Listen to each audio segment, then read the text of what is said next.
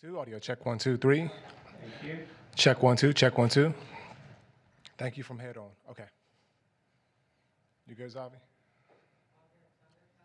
Check one, two, audio check one, two, three. Audio check one, two. Hey, hey. Good. All right.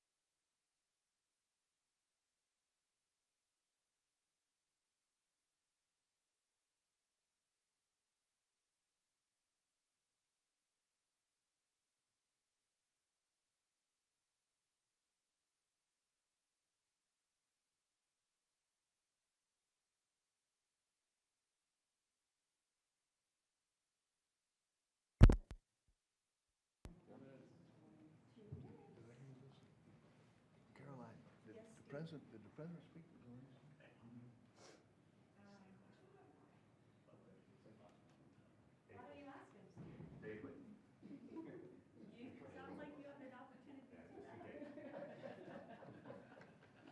Sorry about that.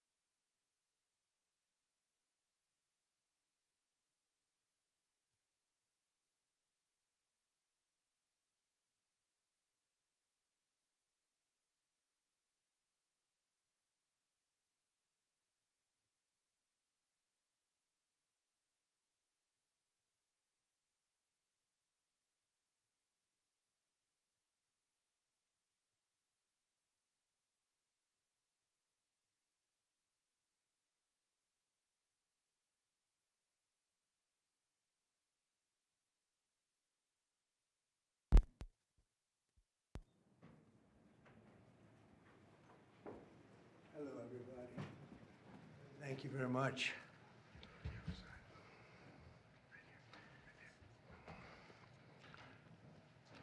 Thank you very much. This is a very big day for a lot of reasons, but this gentleman is a very unique man. I think I could say in the world of chips, certainly, but in the world pretty much of business, nobody's done what he's done.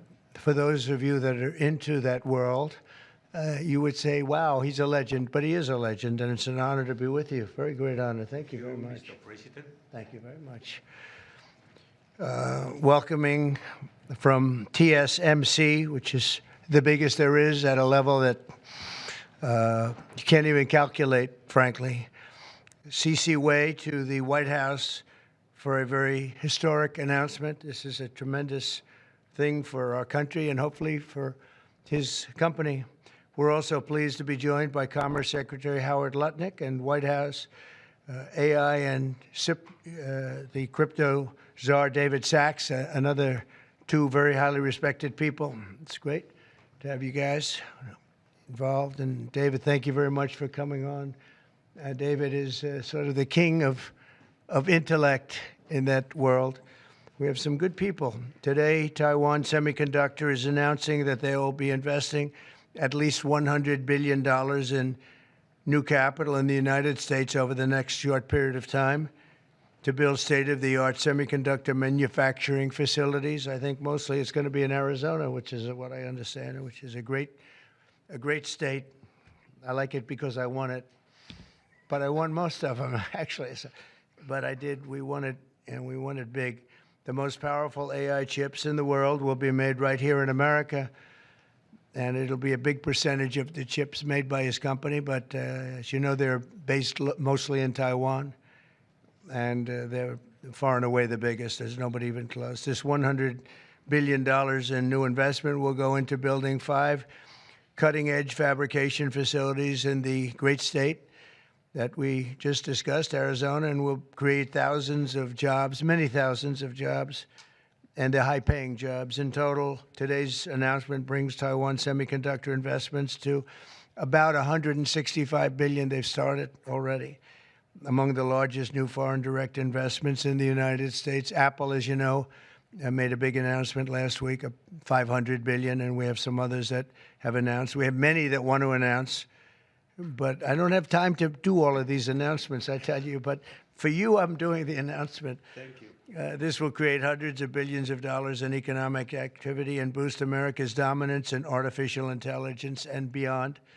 Semiconductors are the backbone of the 21st century economy, and really, without the semiconductors, there is no economy, powering everything from AI to automobiles to advanced manufacturing. And we must be able to build the chips and semiconductors that we need right here in American factories with American skill and American labor.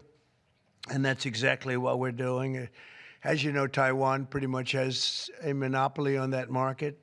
And I think pretty much is not a term that's even appropriate. They do have a monopoly. And this is a tremendous move by the most powerful company in the world.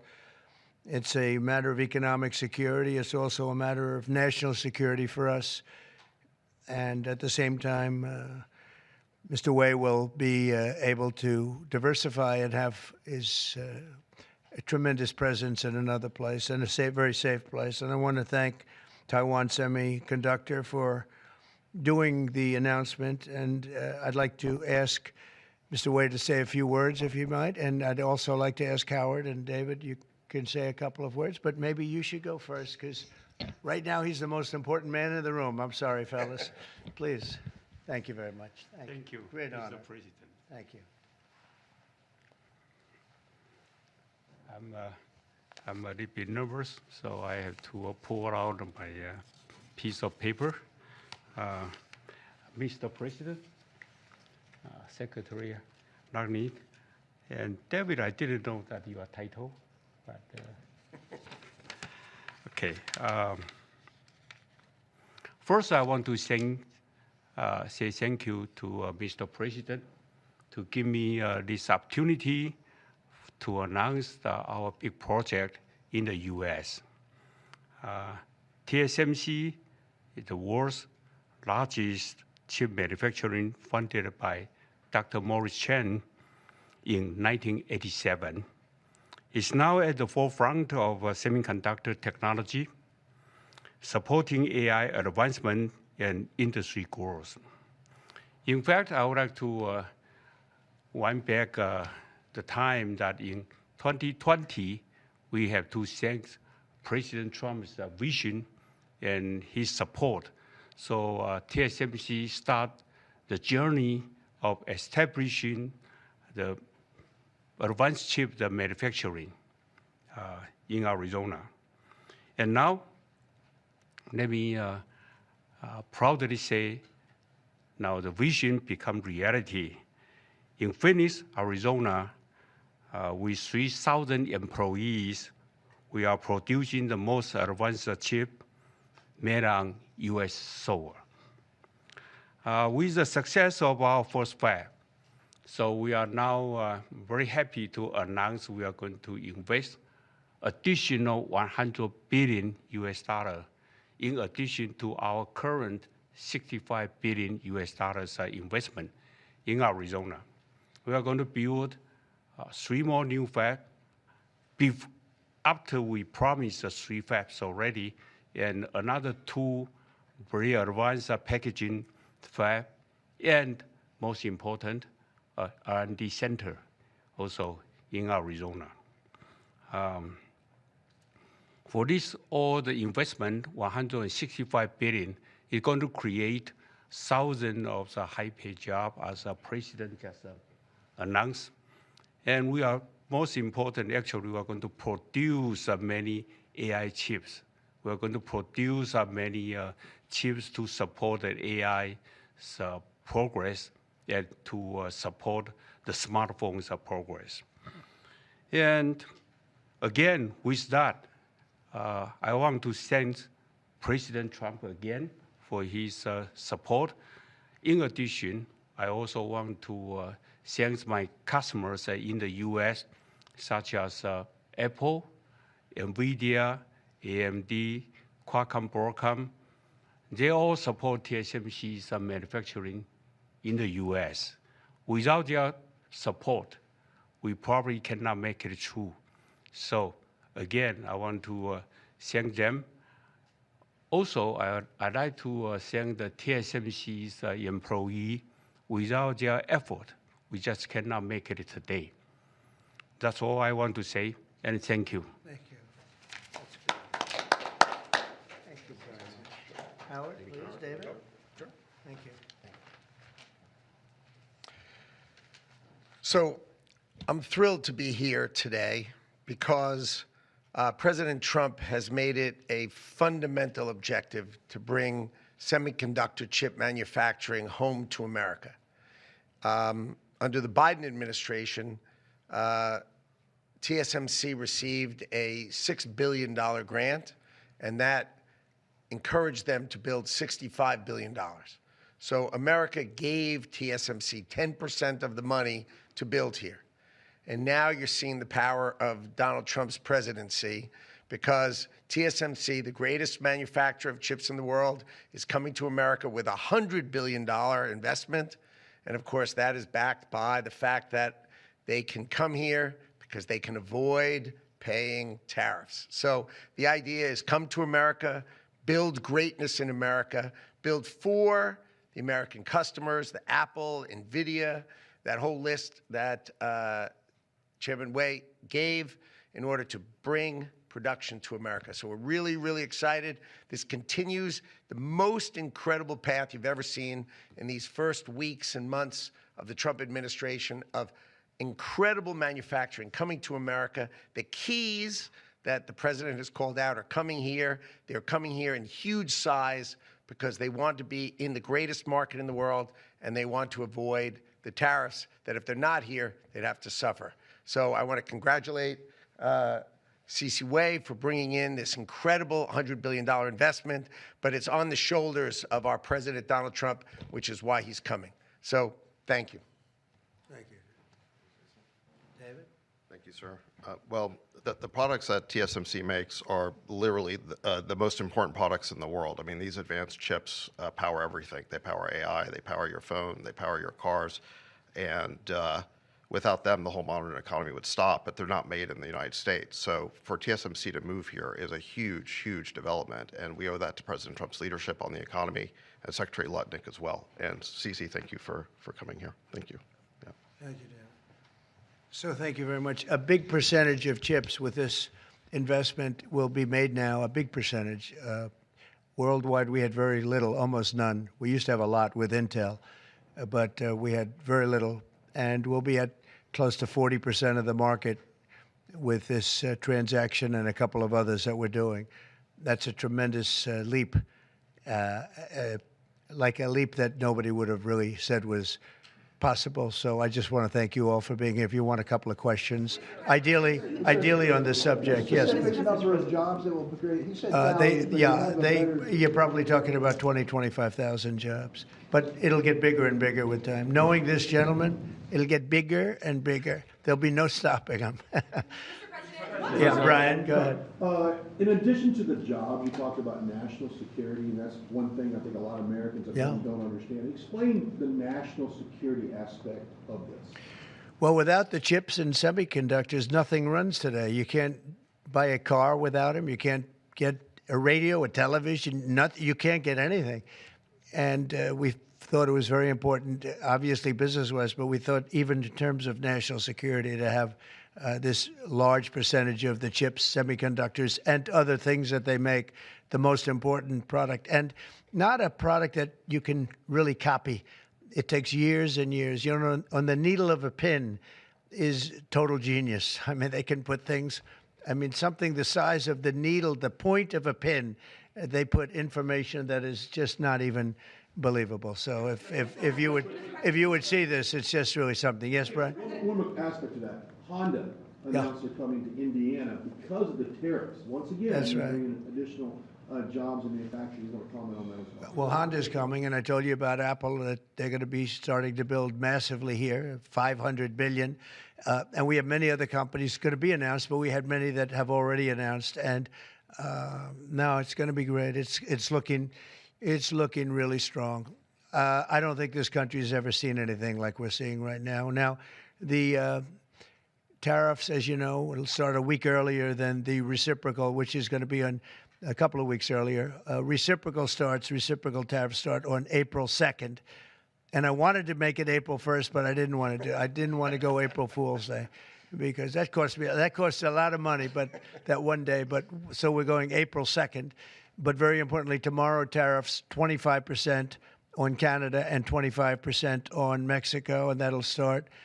So they're going to have a tariff. So what they have to do is build their car plants, frankly, and other things in the United States, in which case they have no tariffs. In other words, you build, and this is exactly what Mr. Wei is doing, by building here. Otherwise, they'll build, if they did them in Taiwan to send them here, they'll have 25% or 30% or 50% or whatever the number may be someday. It'll go only up. But by doing it here, he has no tariff, so he's way ahead of the game. And I would just say this to people in Canada or Mexico, if they're going to build car plants, the people that are doing them are much better off building here because we have the market. We're the market where they sell the most. And so I think it's going to be very exciting for the automobile companies. Very exciting I can think of any, as an example, North Carolina, they had the grid. I used to go there to buy furniture for hotels, and it's been wiped out. That business all went to other countries. And now it's all going to come back into North Carolina, the furniture manufacturing business, please. Is the Ukraine minerals deal now dead, or can it be revived? Well, I'll let you know. We're making a speech. You probably heard about it tomorrow night, so I'll let you know tomorrow night. But no, I don't think so. I think it's a great deal for us because, Biden very, very foolishly, stupidly, frankly, gave $300 billion and $350 billion more accurately to a country to fight and to try and do things. And you know what happened? We get nothing. Just gave it. We could have rebuilt our entire U.S. Navy with $350 billion. Think of it, $350 billion. We could have rebuilt our U.S. Navy. So he gave it away as fast as the money could be gone. And what we're doing is getting that all back and a lot more than that. And we need, it's very important for this business that we're talking about here with chips and semiconductors and everything else, we need rare earths. And the deal we have is we have the finest rare earths that you can. Mr. President, what do you need to see from President Zelensky to restart these negotiations? Well, I just think he should be more appreciative because this country has stuck with them through thick and thin. We've given them much more than Europe, and Europe should have given more than us, because as you know, that's right there, that's the border. This country really was like the fence on the border. It was very important to Europe, and I'm not knocking Europe. I'm saying that they were a lot smarter than Joe Biden, because Joe Biden didn't have a clue. He just gave money hand over fist, and they should have been able to equalize with us. In other words, if we gave $1, they should have given. Well, we gave $350 billion. They probably gave $100, but on top of it all, they get their money back because they're doing it in the form of a loan, and it's a secured loan. So when I saw that, which I've known about for a little while, I said it's time for us to be smart. At the same time, it's great for them because they get us in the country taking the rare earth, which is going to fuel this big engine, and especially the engine that we've in a very short time created, and we get something, and we're there. We have a presence there. With all of that being said, I want one thing to happen. I want all of those young people to stop being killed. They're being killed by the thousands every single week. Last week, 2,700 were killed. 2,700 young, in this case, just about all young boys from Ukraine and from Russia. And that's not young people from the United States, but it's on a human basis. I want to see it stop. The money is one thing, but the death. And they're losing thousands of soldiers a week. And that's not including the people that get killed every time a town goes down or a missile goes into a town. And I want to see it stop. Yes. Are you considering canceling military aid to Ukraine? And can we get a reaction to what the Kremlin just said, that your administration is bringing U.S. worldview in alignment with Moscow's? So this is a deal that should have never happened. This is a deal that would have never happened. And it didn't happen for 4 years. It didn't happen. It was never even close to happening. If I were president, it would not have happened. And October 7th would not have happened in Israel. And inflation wouldn't have happened. And Afghanistan, disastrous, the way they withdrew. Not the fact that they withdrew, but the way they withdrew would have never happened. And we would have had Bagram right now instead of China having it. It was 1 hour away from where China makes their nuclear weapons. We would have kept Bagram, with one of the biggest air bases in the world. All of these things happened, and it's a shame. But it is what it is, and now we're here. I want to see it end fast. I don't want to see this go on for years and years. Now, President Zelensky supposedly made a statement today in AP. I'm not a big fan of AP, so maybe it was an incorrect statement, but he said he thinks the war's going to go on for a long time. And he better not be right about that. That's all I'm saying. This project, could this minimize the impact of the U.S. with chips should China decide to isolate Taiwan or China decide to take Taiwan? Well, it's a very interesting point. It's a great question, actually, but this would certainly, I can't say minimize. That would be a catastrophic event, obviously. But it will at least give us a position where we have, in this very, very important business, we would have a very big part of it in the United States. So it would have a big impact if something should happen with Taiwan. Are you looking at relieving Russian sanctions if there is a peace deal? Well, we're going to make deals with everybody to get this war, including Europe and European nations. And they've acted very well. You know, they're good people. I know most of them are friends of mine. The heads of state, the heads of the various countries, prime ministers from the different. I got four prime ministers and 5 presidents called me over the last 2 days, and they want to work it out. They want to get it worked out. And I think they're also, you know, they're talking money, but the money is less important than the deaths. We're talking thousands of young people a week. And people would say, why do I care about Ukraine? Young people, why do I care about, and not all young, but they're pretty young. You know, Ukraine is running a little bit low, and they're getting older. They're recruiting older people.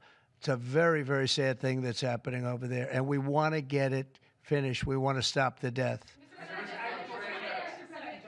On the tariffs, is there any room left for Canada and Mexico to make a deal before midnight, and should we expect those Chinese tariffs, the extra 10%, to take No effect room soon? left for Mexico or for Canada. No, the tariffs, you know, they're all set. They go into effect tomorrow. Mr. President, just to follow up on my colleague's question. And just so you understand, vast amounts of fentanyl have poured into our country from Mexico, and as you know, also from China, where it goes to Mexico and goes to Canada. And China also had an additional 10, so it's 10 plus 10. And it comes in from Canada and it comes in from Mexico, and that's a very important thing to say. Yeah, please, go ahead. Have you decided if you're going to suspend military aid to Ukraine? Have you made that decision? Well, I haven't even talked about that right now. I mean, right now, we'll see what happens. A lot of things are happening right now as we speak. I mean, literally as we speak. I could give you an answer and go back to my office, the beautiful Oval Office. I could go back into the Oval Office and find out that the answer is obsolete.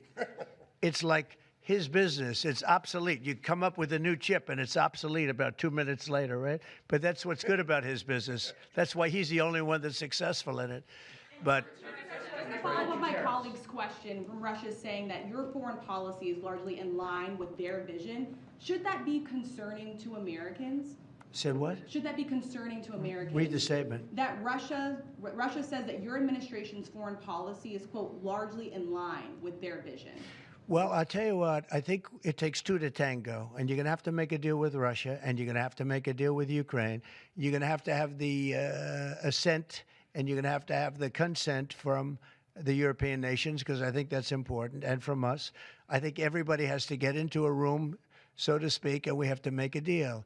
And the deal can be made very fast. It should not be that hard a deal to make. It can be made very fast. Now, maybe somebody doesn't want to make a deal. And if somebody doesn't want to make a deal, I think that person won't be around very long. That person will not be listened to very long, because I believe that Russia wants to make a deal.